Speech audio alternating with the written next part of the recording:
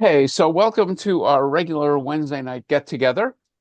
We are going to be discussing the Kippah Yarmulke tonight. But before we do, Paul has a short audio clip to play. I think, yes, it was last week we had a discussion of the question, does God speak, Right. audibly and verbally? That's right. And Paul correctly remembered from the movie The Ten Commandments a discussion of this.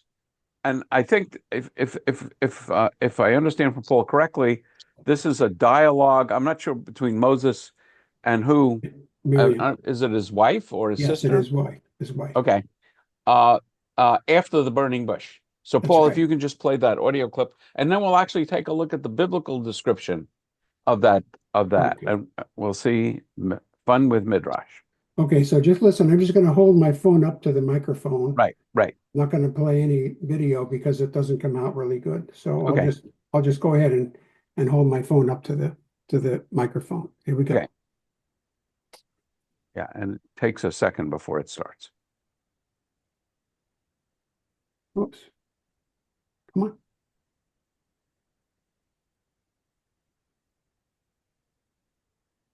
So the question is, did God speak to Moses, and does your cell phone speak to My Zoom? cell phone's not speaking to anybody right now. Rather than holding the phone up to the microphone, wouldn't it be better to connect to the Zoom meeting on the phone? Oh, no, no, no. Then he has to share. Yeah, That's what it's going to, and that was yeah. There the it goes. thing I said.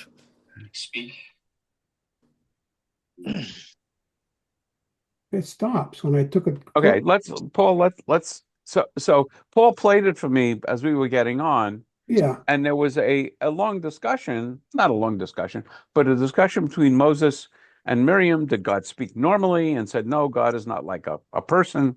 God is more spirit, and it was not an audible speech. Is that a fair description, that's Paul? right. Okay. So I just for the fun of it, I pulled up Safaria uh for this, Exodus 3. Wait, I think you can see it. Now, Moses was tending the flock. And actually, it's interesting. It says a messenger of Adonai, but it's It's just like Malach Miriam. Adonai, which would literally be an angel, appeared to him. And he gazed, and Moses said, I have to take a close look at it. And God called out to him. And yeah, it's V'yikra. So kara is to call out, V'yikra alav Elohim, and said, Moses, Moses, and Moses answers, Hineni, V'yomer, and he said. So it's the text is just not dancing around the idea that God is speaking. One of the interesting things here, and this nobody ever notices this, and God said, Anochi Elohei Avicha, Elohei Abraham, Elohei Yitzchak. He says, I am the God of your father. Um, it doesn't say, I am the God of your fathers. Um, and so one of the midrashes is that God's voice sounded like Moses' father. So it was very comforting. But anyway, at least in the text, it doesn't um, it doesn't dance around the idea that God speaks. But in the movie, which you could say is a midrash, it makes the point that God doesn't speak like a normal person. And he speaks to your mind. He puts Yes, he, yes, he puts the words in your mind without yes, speaking the and words. the text doesn't say that that doesn't happen, Right, but you're clearly reading into the text if you right. come to the conclusion. Is that text God of your father, God of Abraham, God of, and so forth, the origin of in the Amida? Yeah. So the Amidah definitely picks up on that idea. Uh, uh, yeah, Elohei Avicha, Elohei Abraham, Elohei Yitzhak, Elohei Yaakov. Yes, absolutely. Um, and then the commentators talk about the fact that each of the Abraham, Isaac, and Jacob had a different experience of God. I mean, why wouldn't so in the Amidah or here you would expect if the Torah was trying to be compact in language, it would say, "Ani Elohei Avichem, I am the God of your fathers." Elohei Avraham, Yitzchak, Yaakov, rather than repeating the word Elohei. Everybody with me on what I'm doing? There's two ways of stating this. One is to say the God of Abraham, Isaac, and Jacob. That's not what the text says, and that's not what our prayer says. What the text says and what our prayer says is, I am the God of Abraham, the God of Isaac, and the God of Jacob. So the rabbis, of course, ask the question, why is the phrase the God of repeated? And the answer is that we each have different experiences of God. So just a midrash. Right. Okay. So my next question is, can you see the article on Kippah? Yes. Yes. Yes. Okay, good.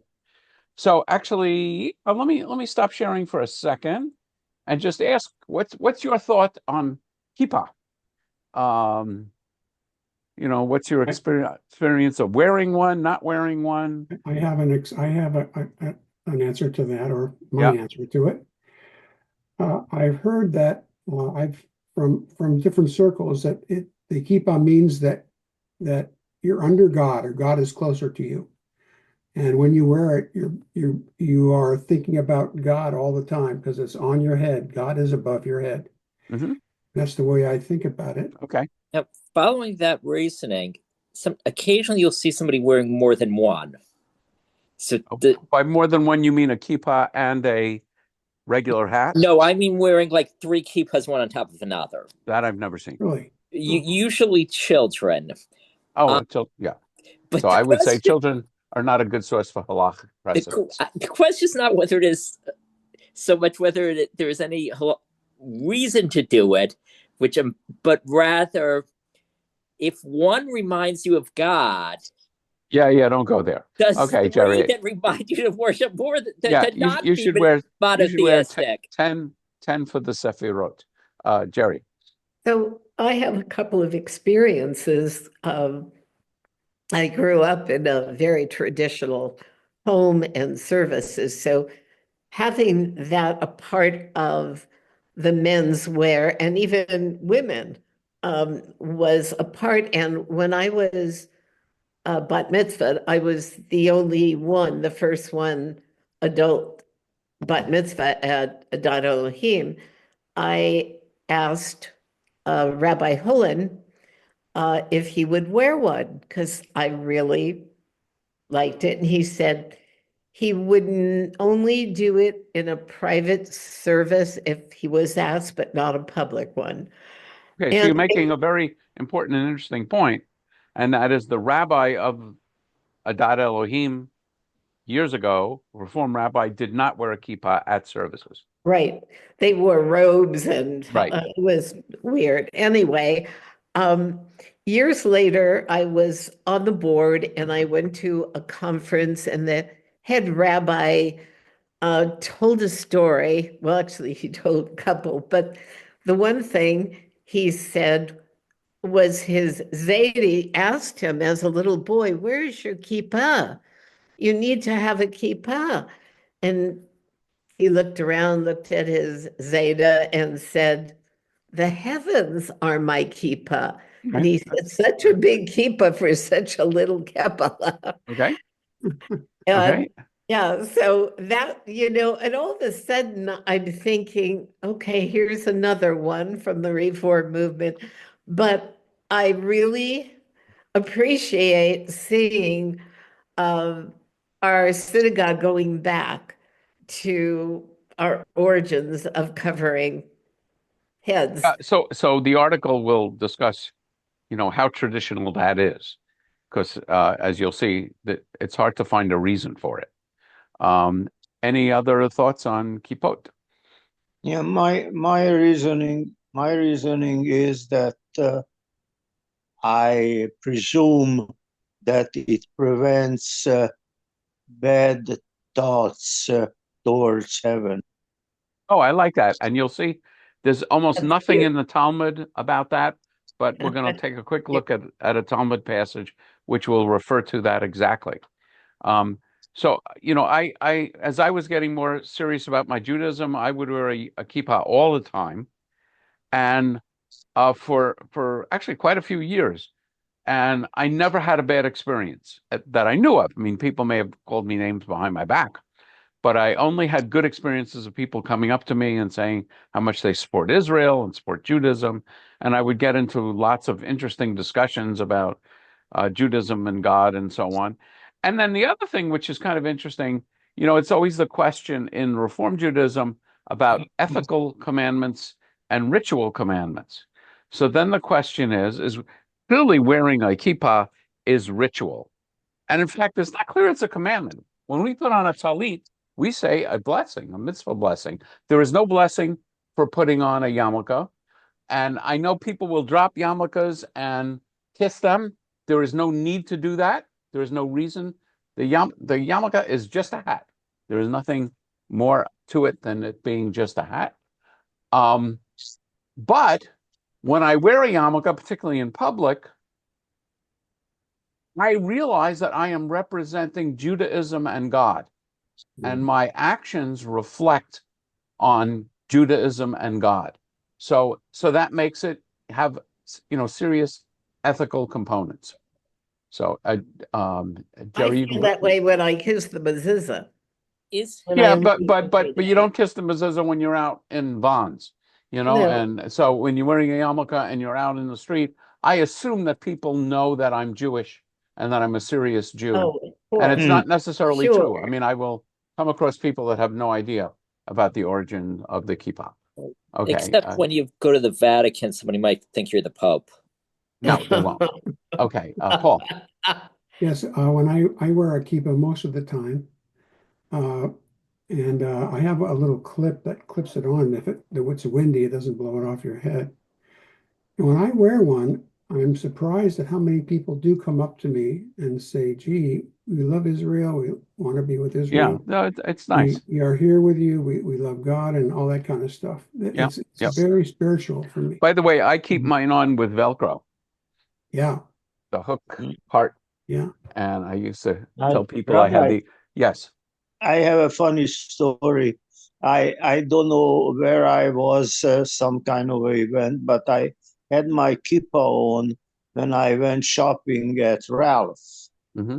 And I was shopping and putting all the stuff in, and the guy came over to me and he said, "You are Jewish?" I said, "Yes, I am." He said, "You have meat and milk in the same cart." Oh, yeah. Yeah, actually, I don't think that's a problem, even traditionally. No, But but he noticed because I yes, had a kippah on. Yes, right, yeah, right. if you had bacon in the cart, that would be more of an issue. And in Israel, when I would wear a kippah when I lived in Israel, if I was in a restaurant that wasn't kosher, people would come up to me to let me know that the restaurant's not kosher because they would assume that I was Orthodox. That raises a point actually, which is doesn't wearing it in a non-kosher restaurant or in general when doing something that traditional Judaism doesn't allow create the potential for it to confuse other people and somebody might think it's a kosher restaurant, for Yes, example. yes, and that's called marat ayin. It's called the offense to the eye, and I'm very conscious of that. And I remember having discussions with Rabbi Greenbaum. If we're driving around on Saturday, should I wear my kippah? Because I'm clearly violating the Sabbath. Or if I go shopping on a Saturday, I personally am not Sabbath observant. Should I wear a kippah? And I actually didn't because I didn't want to do that. Jerry, you can lower your hand if you would like to. And we're going to go to screen share. Okay. So there's a nice little article actually from, I think it's from Encyclopedia Britannica. I looked at a bunch of different articles, and as you will see, it's not clear why we wear kippot, which is interesting. When I wrote my book, A Christian's Guide to Judaism, I researched the question of why wear a kippah, and there's no clear answer. And we'll see some discussion of this. Joanne, would you like to read? All righty. Okay. Kippah head covering, typically a close-fitting brimless cap made of cloth, worn primarily by men in Judaism. Also commonly called a yarmulke in Yiddish. Yarmulke. Yarmulke. Oh, sorry. Yeah. Is This skull cap is worn to show reverence to God, to instill a sense of humility, and as a reminder that there is a higher power. Different branches within the Jewish tradition follow somewhat different regulations for wearing the kippah, kippot, or kippahs, and the styles of the cap also vary. And while I'm remembering it, and I don't think it's mentioned in this article, but in another article, the term yarmulke is Yiddish. It's not Hebrew, Right. but at least a couple of sources speculate that it may be a contraction of the phrase Yarei Malkuta, which is fear or awe of God's rulership, of kingship in Aramaic. Malkuta, yeah. Okay. History. History of a head covering. There is no commandment in Halakha or in the Torah to wear a head covering like a kippah. There is in the book of Exodus a requirement for ancient temple priests to wear hats, but any link between that and the kippah is indirect and obscure. There is some evidence that wearing hats was a common practice among Jews of the first century CE and may have a matter of sartorial style rather than religious practice. And I double check. Sartorial means, dressing up. Okay. In the Talmud, head coverings are mentioned a few times with religious significance, and these mentions are often cited as the origin of the kippah and other Jewish head coverings. A notable example occurs in the Shabbat tractate of the Babylonian Talmud, dated to the 5th or 6th century CE, which tells the story of a woman whose son, Rav Naaman, was, according to Chaldean astrologers. It's Rav Nachman to Chaldean astrologers. Okay, destined to be a thief, but she said to him, "Cover your head so that the fear of heaven may be upon you, and pray for divine mercy." One day, sitting beneath a palm tree, the son's head covering, albeit not specifically a kippah, fell off, and he was overcome with a desire to steal the fruit of the tree, which did not belong to him. In this way, the head covering served as a moral reminder and mental blockade, overcoming evil predilections. Okay. And I just have, again, from Safaria, let's see. Oops, let me close that. Heaven is spherical and surrounding the earth over all the parts of it simultaneously, or is it in a specific place and always over the same spot on the earth, or is it moving like in orbit? I don't understand your question. Heaven. When we say heaven is above, and the yarmulke reminds you of that, is heaven above everybody at all times, which means it sort of surrounds answer, the planet? Stephen, God knows. Okay? The term is used flexibly and not specifically. It seems to be up there. And we talk about stars in the heavens and things. So it seems to be up there. I think it's the ancient view. And it's, as somebody said, that we'll see the origin of the term kippah, I think it's in this article, means a dome. So it is a reminder of the dome. Okay, I just wanted to show you some interesting things from this section of Talmud. And they're talking about a variety of things. And so there's only one paragraph on this subject. And from that which transpired to Rab Nachman bar Yitzchak as well, it can be derived that there is no constellation for the Jewish people. An interesting phrase. It is actually says, Ein mazel le Yisrael. There is no mazel for Israel. And one of the things which I have arguments with Israelis about this, the word mazel means constellation, as in constellation of stars. It is an astrological reference. When it's discussed in the Talmud, it talks about whether astrology applies. And I would say generally, the conclusion is astrology applies, but not to Jews. Okay, for Jews, it's more God is in charge, and we don't necessarily trust the stars or read the stars or consult astrologers. So continuing with the story, and it's really more or less what you just heard, as Chaldean astrologers told Rab Nachman bar Yitzchak's mother, your son will be a thief, probably Ganav. Let's see if I can find it. Uh, yeah, ganava. It's right there. It's actually the Aramaic. So you know the term, mostly you know the term in Yiddish, ganef. You know that term? A ganef? Yeah. Ganef is a thief, and it's just Hebrew and it's spelled slightly differently in Aramaic. She said, your son will be a thief. She did not allow him to uncover his head. She said to her son, cover your head so that the fear of heaven will be upon you and pray for divine mercy. He did not know why she said this to him. One day he was sitting and studying beneath a palm tree that did not belong to him, and the cloak fell off his head. He lifted his eyes and saw the palm tree. He was overcome by impulse and climbed up and detached a bunch of dates with his teeth. Apparently, he had an inborn inclination to steal, but was able to overcome that inclination with proper education and prayer. So there's not much in the Talmud at all about the idea of covering your head. So we're going to continue with the discussion. Joanne, the celebrated 12th century Spanish Jewish philosopher Moses Maimonides wrote in his book, The Guide for the Perplexed, that, and the greatest among the sages, may their memory be blessed, avoided uncovering their heads, because man is covered about by the indwelling Shekhinah, the presence of God in the world.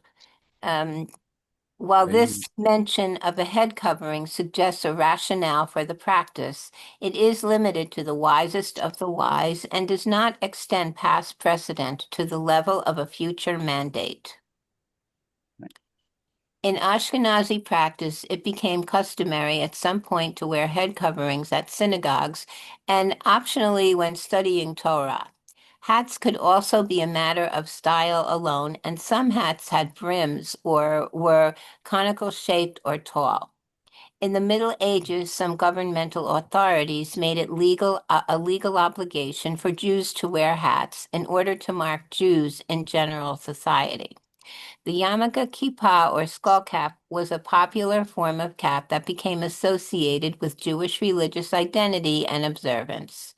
Gradually, Ashkenazi rabbis themselves began to mandate the practice of wearing head coverings, although not without debate.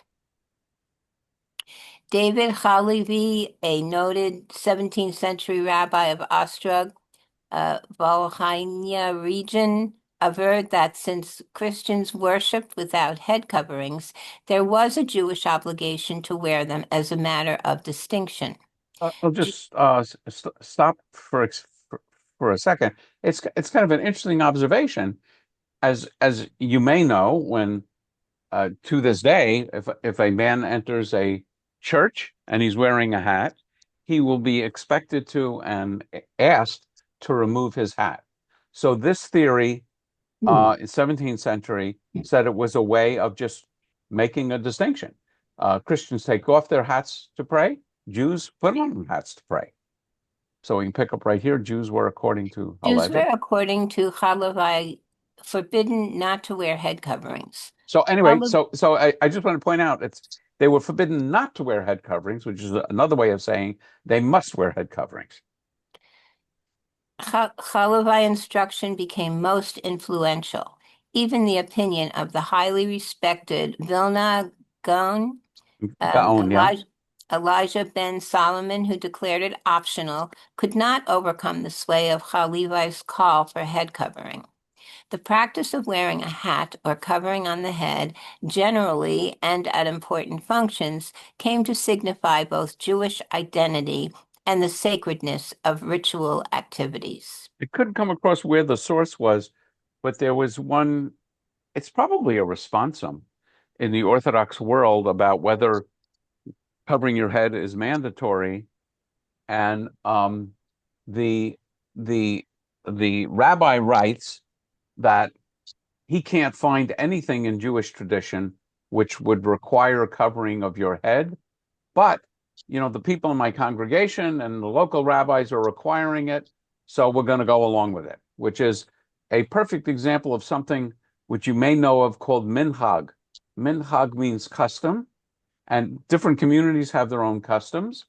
And if the custom hangs around long enough, it becomes almost equivalent to law. And I'll just comment here um, that if you go to an Orthodox synagogue or to Israel, to the Western Wall, or to a conservative synagogue for that matter, and you're male, and it doesn't matter if you're Jewish or not, you will be asked to cover your head. And at the Western Wall, which has the status of an Orthodox synagogue, there will be cardboard yarmulkes there that they will hand out to men who do not have their head covered. So it really has uh, basically acquired the status of law, I would say, in Orthodox and conservative tradition. Right. Okay. This During the 19th century, as the ideals of liberalism and the Enlightenment spread, specifically the Haskalah, often called the Jewish Enlightenment, had wide-ranging impact. Jews in Western and Central Europe began to adopt more modern clothing styles in an effort to assimilate within Christian society. This included not wearing kippot, in some cases, even while praying. In contrast, the Jewish communities of Eastern Europe generally preserved traditional customs, including the wearing of head coverings in spite of modernization. In the 1840s and 1850s, under Tsar Nicholas of Russia, edicts were issued prohibiting the wearing of head coverings outside of religious services. The bans led to a backlash of some Jews wearing head coverings in defiance of these laws, although others were not opposed to assimilation. See, I think there's a little more. I'll just comment again. I know many Reform rabbis who is very similar to the story Jerry told, who make a point of not wearing a yarmulke, even at services. And I think the point that they're making is that it really, in nowhere in Jewish law can we find a reference to it being required. I know some other Reform rabbis, I would say in the part of Reform that was called classical Reform, who would also make a point of not wearing a talit. But the custom of wearing a talit is clearly identified in the Torah of wearing tzitzit, fringes attached to a four-cornered garment. But as we're seeing, the custom of wearing a yarmulke is very much less well enacted. Okay, let's talk about the many hats of Judaism. Regulations for wearing a kippah, as well as kippot styles, vary among different branches within Judaism. For Ashkenazi adherents of Orthodox Judaism, wearing a kippah is required of men at all times, except during certain activities such as bathing or sleeping, although night kippotas do exist for some. In Reform Judaism, wearing a yarmulke is considered optional and may be reserved only for religious ceremonies, prayer, and holidays. Members of the ultra-Orthodox and Hasidic groups often wear the shtreimel, a large fur hat over a kippah. Another variation is the Bukharian yarmulke, which is more often worn by Jews from Central Asia and some Sephardi background. These can be more colorful than their European alternatives and incorporate traditional Baccaran designs. For Sephardi Jews, the custom of full-time kippah wearing is not often observed. And I would say generally in the Sephardi world, there is a far more relaxed approach to traditional observance, generally speaking. Although customarily worn by men, yarmulkes are sometimes worn by women, especially in the Reform and conservative branches of Judaism. It is traditional in Orthodox Judaism for married women to cover their hair, sometimes with cloth and quite often with wigs. Some women will shave their hair off and wear wigs. This practice has more to do with privacy and modesty. For progressive women, wearing kippot can be a sign of rejecting patriarchal religious norms, as well as a symbol of gender equality, religious reverence, and Jewish identity. Yeah, so I think that says it all. Traditionally, women do not wear yarmulkes. They may, I don't know exactly where it comes from, have a little bit of lace, but there's also this tradition of covering their hair one of these days I'll do a program. I actually have a lot of interesting material of where the idea that a married woman should not expose her hair, where does that come from? And it actually comes from the Song of Songs in the Bible, where the beauty of the woman is is the focus of things that the male speaker in the Song of Songs is saying, and it's clearly intended to be erotic. So, giving the sense of eros to the idea of exposing your hair. But if the point is not to be arousing men, what difference does it make whether it's a wig or it's for real hair? Yes, it's letter of law versus spirit of law. Okay. Okay, you can love it, you can hate it, but that's what it is. And in the Orthodox world, particularly in the Ashkenazi Orthodox world, one of the ways you can spot an Orthodox Jewish woman is by seeing that she's wearing a wig. I remember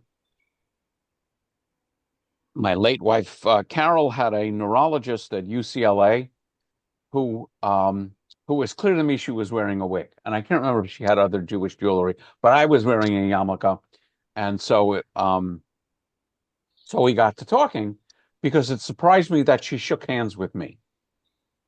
And what she told me was, in her, particularly as a neurologist, in her branch of medicine, refusing to shake hands with people would be a very negative symbol, a body language.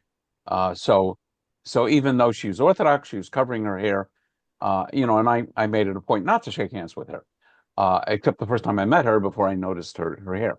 But anyway, I thought that was very interesting that she thought, that since it would interfere with her practice of medicine, she would, forgo traditional observance more for her medical purpose. But yeah, it gets worse, Stephen. There was an episode a while ago where, because wigs of human hair are quite expensive, Very. and there was a episode where they discovered somehow that a lot of the wigs were made from hair from India. And in India, you have Hindus who are worshiping many gods, so technically they would be considered idolaters, and Jews are not allowed to benefit from idolatry, including wearing the hair of an idolater. And even worse than that, they couldn't even sell the wigs or even donate them, like to medical causes where people are having cancer and they lose their hair, because that would be, a misuse of the products of idolatry. So if these things make you a little uncomfortable, you can thank God that you're not an Orthodox Jew. Okay, Joanne, you can. In the Selma March for Civil Rights in 1965, many Black freedom marchers adopted the wearing of yarmulkes. Now, this was news to me. I never heard that. It's very interesting to me. Calling them freedom caps, they were worn in honor of the support the marchers received from Jewish leaders such as Abraham Joshua Heschel, who walked at the front of the marchers. The symbolism of the cap as indicating God's presence was felt among Black marchers to align with their sense of a divine mission. Among some Jews in recent years, the kippah has become a possible locus for personal expression that ranges from mundane displays of affiliation to vocalizing political opinions and causes that run the full breadth of the political spectrum. The kippah among some Jews has thus fused fashion, religious significance, and religious belonging to illustrate intersections of identities. Yeah, so my choice of kippah is really just what other clothing I'm wearing, in a lame attempt to be color coordinated.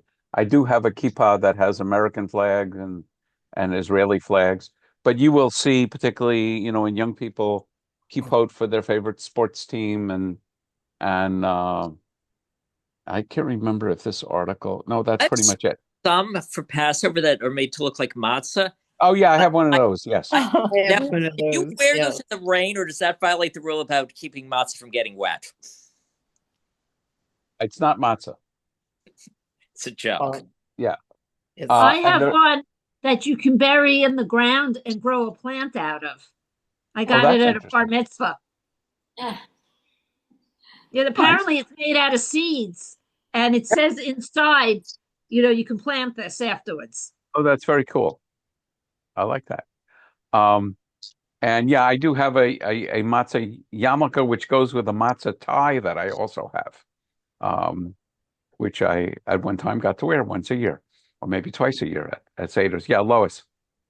I don't know if it still exists, but in Jerusalem along Joppa Road, you used to be able to buy a little booklet. Do you remember this, Rabbi? For What anybody who about? spent time in Israel, you should buy a booklet and it would tell you what, based on the kind of kippah and how big it was, because certain Oh, groups were a larger one. And also there was Oh, the women's side of this that would show you, because if the bangs are showing, they're not showing. no, I yes. I remember sort of jokingly suggesting that in the same vein as if you're a snorkeler, you can get a plastic card to dive with so you can identify different kinds of fish and what they are. That I was thinking, as a sideline, hawking at the Western Wall, a similar card which would have, the different kind of stremel and whether there is a belt and where the belt is and what color the belt is are different branches of Hasidic So Judaism.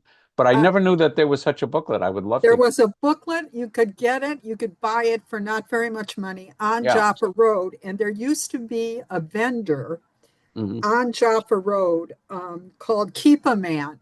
Anybody? Well, And I it was remember like, a shop on Jaffa Road. I don't right. remember. You're thinking like a push cart or an actual No, shop? no, No, no. It it was a was a little shop. skinny store, Yeah, and it was Kippah from man. the ground up kippot. It Yes, was, Yeah, I know. I have absolutely no, seen that. and And then I when the would, light rail came, I think he moved to somewhere on Ben Yehuda okay. because, but Well, yeah. I'm not sure I'm about gonna it. be staying in Israel for No, two Lois, weeks. I've been at his shop because I've had friends who, when I've gone to Jerusalem, send me there and tell me this is the thing they want, This and can is I the find it? guy. He could Yeah, get Did it, you or notice? he Does he would, sell he a would, booklet? Like, what's that I up with didn't yeah. ask Kippot? him. But the Whoever first goes story to he had, Jerusalem it was next, ask him claustrophobic. about the It was guidebook. the Yeah. first story he had was claustrophobic. I mean, it was so Yeah, narrow in there, and he had these this glass like this cases. big. And I mean, you had to ask him because there were just thousands of kippot all over. Yeah. Right, And the other thing right. which I will mention, it's mentioned in some articles, a lot of kippot look like this, and it's called the kippah sruga, which means a knitted kippah, which means sort of more modern Orthodox than ultra Orthodox. And there's an Israeli um, TV show. It's a TV series called Sruga, and it's about modern Orthodox and how they get along in Israel. It's not like Shtisel, which is really the ultra Orthodox. It was actually pretty good. But what sort of Yeah. amazed me is nowhere in that show did they ever tell you what the word Sruga means, which I thought was just kind of Thought it amusing. was about modern Orthodox dating. Yes, Shruga. yeah, Right. Yes. and it's a good show, Joanne. Oh, no, I was just thinking how interesting it is wearing the kippah and all the different ways that we can try to observe and, have a relationship with God. Um, Yeah, so for me, wearing a kippah is a public statement that I'm here and I'm here publicly as a Jew. And again, I would wear it all the time because I would love to get into conversations with people about Jews and Judaism. And now I wear it more or less when I'm on as a rabbi. When I'm in my role as rabbi, I wear a kippah. When I'm just hanging out, I do not wear it all the time. And of course, there are places like in Europe where, or in Morocco, uh, Egypt and other places where there's a fair amount of anti-Semitism, where I would not wear my kippah. And obviously, if I went to a synagogue, then I would put it on. Rabbi, Yes. I have two questions I ask you. Number one, if you are in a temple and you put the talit over your head, do you still have to wear a kippah? I would, well, I mean, technically, I don't know the answer, but I've never seen anyone spend the entire day with a talit over their head. I think a talit covering your head is probably sufficient, but generally, when someone is walking in the street, they probably don't have the talit over their head. So I don't know the technical legal answer, but I would guess that 100% of the people that do that in the synagogue are also wearing a kippah. And the other thing, a couple of weeks ago, month ago, I went to Sinai in Simi, and I was wearing a golf cap. And when I pulled up to the gate, where you're supposed to, I guess, check in or something, where are you going? The woman asked me if I want to have a kippah. Oh, that I was don't nice. know why. I don't know why, because I guess golf cap is covering your head. But Yes, I would say the woman at the gate, I know many of them on a first name basis, is not necessarily knowledgeable in the laws of halacha, but basically they're just being nice. For yeah, example, no, I every understand. every kippot in Reform Judaism are entirely optional for everyone. But Yeah, every time I conduct a wedding, I always have a little basket, and I literally buy my kippot by the gross, namely 144 at a time. Why we still have that as a standard is an interesting question. But basically, the simple black ones, because there's always going to be somebody at a wedding, Uncle Max, who doesn't wear a yarmulke any time in his life, except for seders and synagogue and so on. If I don't have a kippah for Uncle Max, he is going to be very insulted, and we will never hear the end of it. yeah. So And and I have a lot of weddings I conduct, the couples actually print up their own kippot. Right. So I have a bunch of souvenirs. They're almost always, White. no, I would say they are various colors to match the colors of the bride and the table, and I was going to say they're almost always unusable. So while it's kind of fun for me to take them, I very rarely will find one that I can actually use to wear. What makes Occasionally, it unusable? I'm sorry, What makes it unusable? because I'm not going to wear a lime green kippah. But here's one, the bar mitzvah of Jacob Joel Greenberg, just a simple white one. It's very nice. And there are a few other ones. I think even this one might be, no, this is one I bought. I must have 50 or 60 kippot. Um, and then, as I say, they're often at weddings, but I rarely, yeah, the, these are the kippot I have collected that I can't bear to throw out. Oh, here's an interesting one.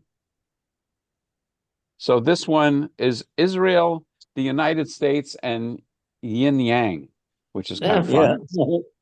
Oh, here's one that's actually quite beautiful. Also, this is a bar mitzvah. And this is very pretty, Yeah, the bar and I'm mitzvah is sure it was expensive. more It's sort of colorful. ostentatious. I wouldn't just wear this like I'm going to, meeting of. That's why I'm wearing this shirt to, the fire chaplains.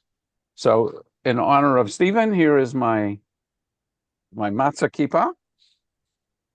Trying to see if I have any other interesting ones in here. There's a couple of nice ones. People tell me I look good in this color. I don't understand the concept of looking good in a particular color. That makes absolutely no sense to me.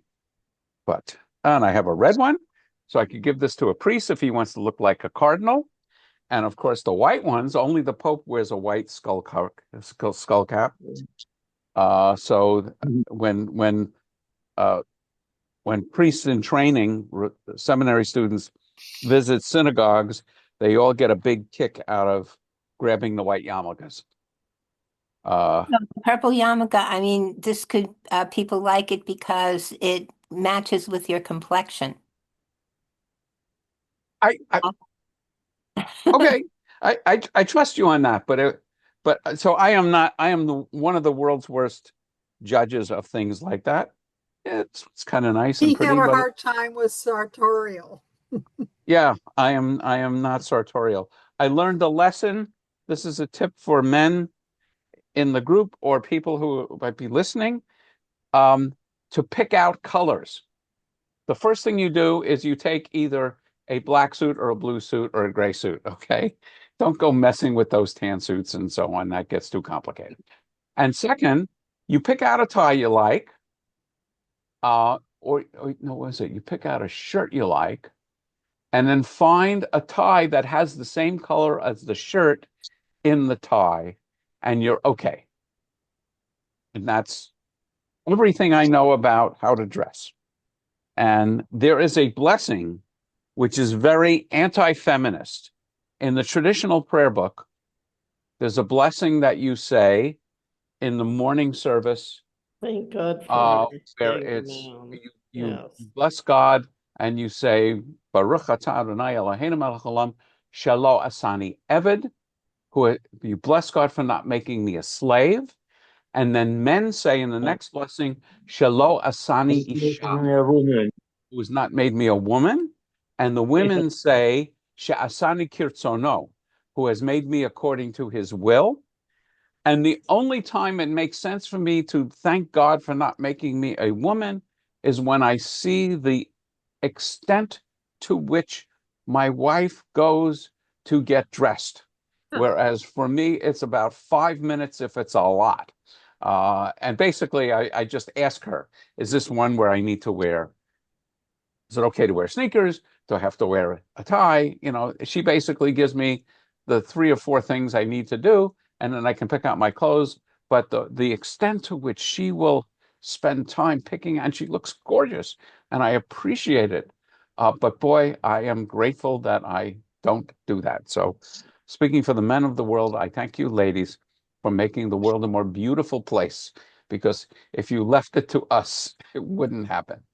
Uh, That's true. okay, so any other thoughts? I If think we're some, going to be dark for like 3 or 4 weeks on Wednesdays. I think I have a conflict next week. I'm not 100% sure. Um, but probably, and then the following week, I'm actually speaking in Ojai, and then the following 2 or 3 weeks, Sonia and I are traveling, so we'll be doing some Monday nights, but I'm going to be traveling a lot. But watch your inboxes, and I will keep you advised. Are you having classes this coming Monday? Yes, 'Cause we are having a class I in know you Kabbalah. said you were going away, right? I am going away this weekend. I'm going to be in Mexico for a wedding, but I'll be back on Sunday. So Okay. unless there's a problem, we'll be having a Okay. class.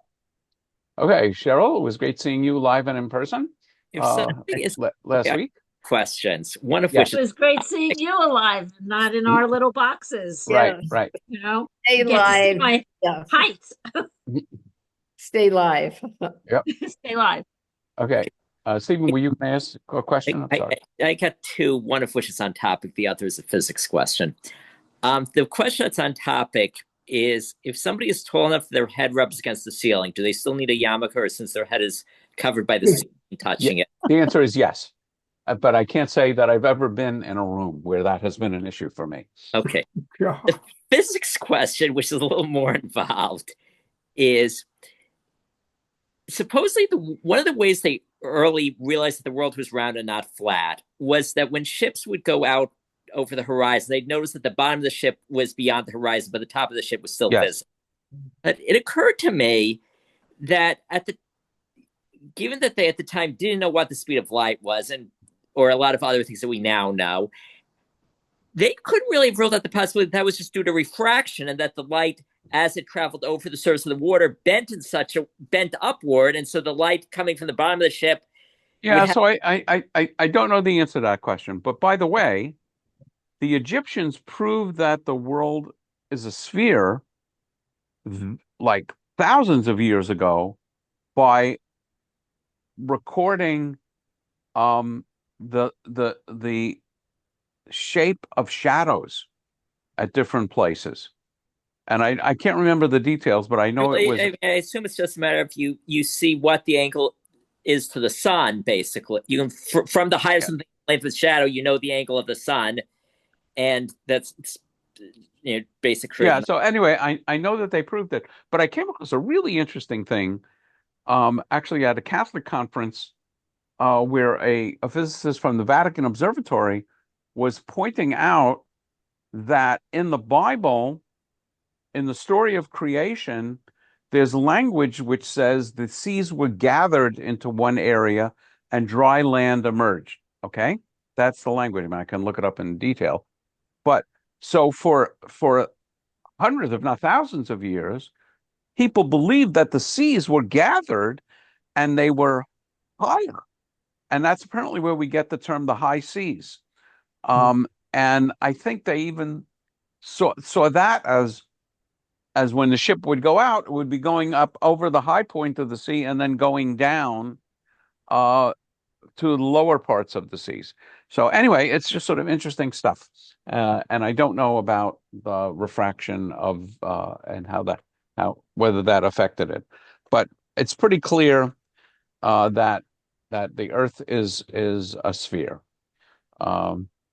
So on that assertion of physics, I will leave you all and see you Monday for Kabbalah.